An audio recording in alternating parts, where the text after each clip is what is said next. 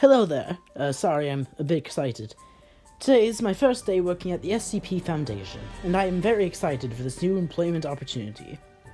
Anyway, I've been given some files to look over and read through, so let's get started. Item number SCP-C104. Object Class, Keter. Special Containment Procedures. We have still not yet been able to find a containment that SCP-C104 has been unable to escape from. Researchers have recorded a list of previously failed containment plans. Arm and leg restriction, it escaped. Cat carrier, it escaped. Arm, leg, and waist restriction, it escaped. Glass dome, it escaped. Submerged in cake batter, it escaped. Trapped behind glass wall, it escaped. Trapped in net, it escaped. Tied up with duct tape, it escaped. Tied up and hung above molten lava, it escaped. Encased in fast-hardening chocolate mold, it escaped. Okay, if it's all the same to you, I'm just gonna skip this part. I'm starting to get the point. Okay, now where were we? Description.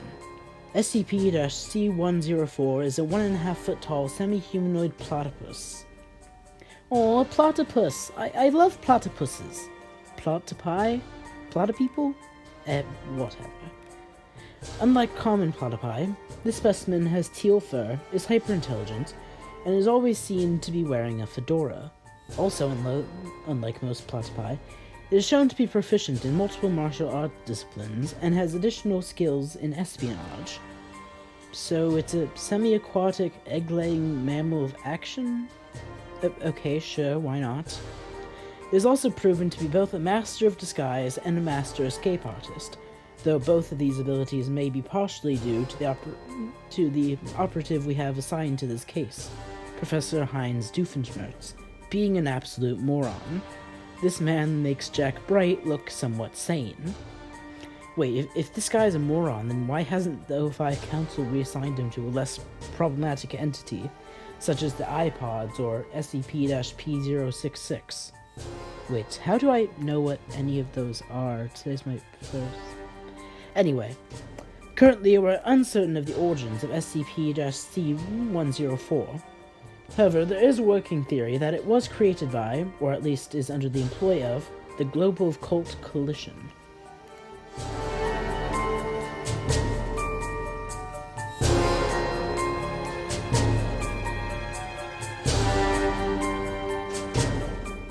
Okay, so a secret agent platypus.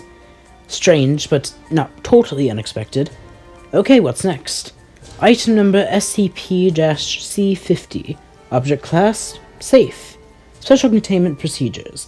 SCP-C50 is currently contained within a suburban neighborhood in Minneapolis. However, if it leaves without permission again, we will take further measures. Wait, what do you mean again? That implies it has escaped containment before. I'll just read the file. Description. SCP-C50 is a bipedal white and black beagle. It is hyper-intelligent with the ability to read, dance, disguise itself, write novels, and drive a Zamboni and other such abilities.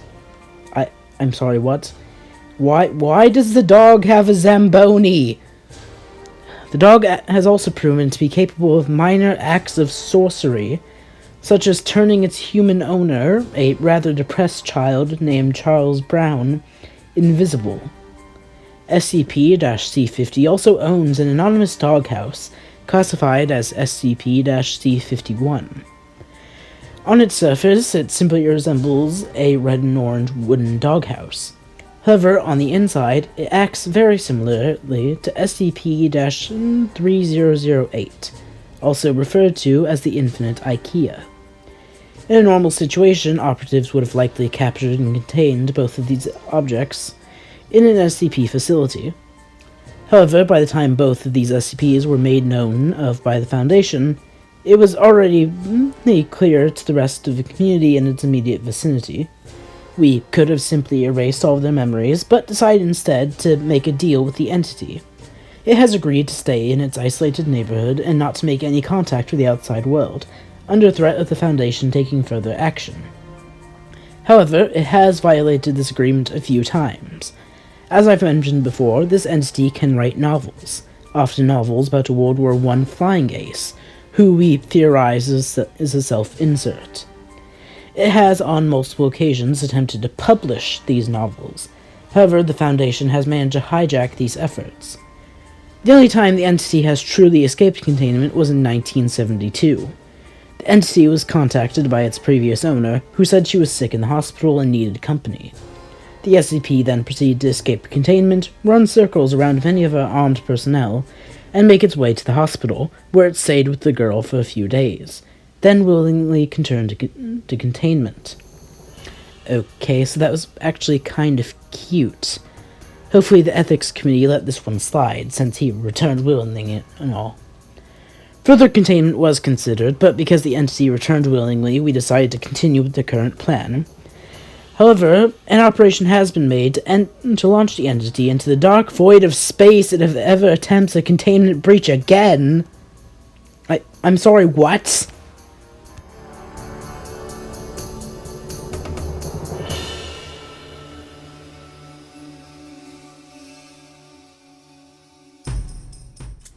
Okay, so apparently we can launch dogs into space now. What are we, Russia? Anyway, this entity is just a bear. Just straight up a bear. Okay then. Item number, SCP-C61. Object class, safe, tentatively. That's odd. Special containment procedures. SCP-C61 is to be kept in a 60 by 60 foot containment cell, decorated with forest foliage. Once every day, a D-Class personnel with a picnic basket is to be brought to the entity. Okay, so how is a bear safe in any context? It's a bear. Their jaws can straight up crush bowling balls. How is this thing safe? Description. SCP-C61 is an American black bear with brown fur, often seen wearing a green hat and tie with a white collar. So it's a well-dressed bear, but still a bear, which, may I remind you, are fluffy, adorable killing machines. Also, can we talk about how black bears can have brown fur and brown bears can have black fur? That seems rather contradictory. But anyway, I'm getting on a tangent here. This entity was found in Yellowstone National Park, where it had been stealing picnic baskets from tourists and hikers. With the assistance of one of the park's rangers, we were able to capture the entity along with a few other anomalous bear-like entities. The reason these bears are considered anomalous is due to their intelligence. Not only have they proven to be fully sentient, able to make conscious decisions, they are also able to communicate in fluent English. In summary, this SCP is smarter than the average bear. Why'd you put emphasis on that like that was something? Anyway. SCP-C61, who calls himself Yogi, mostly uses his advanced intellect to steal picnic baskets from tourists, a pastime he seems to enjoy. When it was contained, we attempted to feed it the way a regular entity would be fed, but it seems to enjoy the thrill of stealing the picnic baskets. As such, every day, a D-Class personnel, holding a picnic basket, is to be placed in its cell and given orders to protect the basket at all cost. More than likely, the D-Class will fail at this task fairly quickly. However, there have been the rare occasions where the D-Class succeeds, which frustrates the entity. This has resulted in a few maulings. A few what now?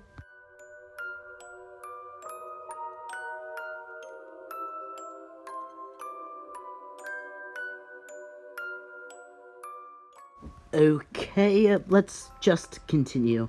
This file looks to be regarding a pair of SCPs, though unlike the SCP-50 file, both seem to be actual entities. Item number SCP-C59 and SCP-C60. Object class, Euclid. Special containment procedures. Both entities are to be kept in a Foundation-monitored log cabin, with barriers and armed guards placed in a 5-mile perimeter. Food is to be delivered daily to the abode. Okay, so this one seems fairly docile. Let's look at the image, and holy! That is horrifying! Oh my... Why does it have hands? Is that blood drooping from its... Oh wait, no, I've read about this. It's velvet. Moose shed their antlers, which looks like gore, but it's not. Anyway, back to the file. Description: SCP-C59 is a gray squirrel wearing a blue pilot's helmet. It claims to be a flying squirrel, but this fact refers to its anomalous abilities and not its species. You know, I was so distracted by the moose man that I didn't even notice there was a squirrel. Anyway, SCP-C50 is a humanoid moose. It is covered in brown fur and, unlike other moose, is bipedal and has human-like hands instead of hooves on its front limbs. These hands are also covered in white gloves, which I, for one, am very thankful for. Imagine those weird human fingers on a moose. It's just... ew. Anyway, these two entities were found in a wooded area in Frostbite Falls, Minnesota. Okay, first Minneapolis, then Frostbite Falls. Why are all of these anonymous animals living in Minnesota? Why would anything want to live in Minnesota? There's nothing in Minnesota. Suddenly, sorry, I got on a tangent. They were living in an isolated log cabin in the forest when operatives found them. At first, the Foundation tried to capture the entities individually. Unfortunately, SCP-60 is a moose. And have you seen those videos of moose just flipping over cars? That's what happened to various personnel. SCP-C59 also attacks, and many of our operatives had to be taken in for rabies shots afterwards. However, the two entities were eventually contained. At first, the entities were kept separate, which greatly frustrated them. However, an ex-member of the O5 Council then had the idea to move the entity's log cabin to an isolated area and allow the specimens to live together, and the incidents have been low ever since. That operative sounds nice. I wonder what happened to that guy. Maybe I can just look up his file and... Wait, what are you doing with that amnestic? Hello there. Sorry, I'm a bit excited. Today's my first day working at the